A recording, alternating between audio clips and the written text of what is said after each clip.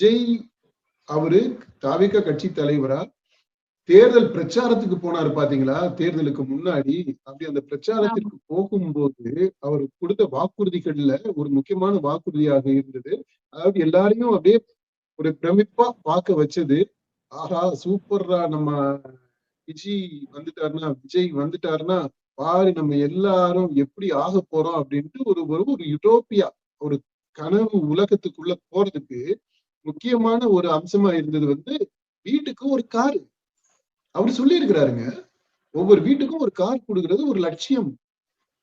ஒவ்வொரு வீட்டுலயும் இருக்கக்கூடிய எல்லாரும் பட்டதாரிகள் ஆகிறது அப்படின்றது நிச்சயம் அப்படின்னு நிறைய சொன்னாரு. அதுல இந்த கார் கொடுக்கிறது, வீட்டுக்கு ஒரு கார் அப்படின்றது அவருடைய திட்டத்துல இருக்கு. இந்த மாதிரி வீட்டுக்கு கார் கொடுக்கறத பத்தி இந்த சட்டமன்றத்துல பேசியிருந்தாங்க.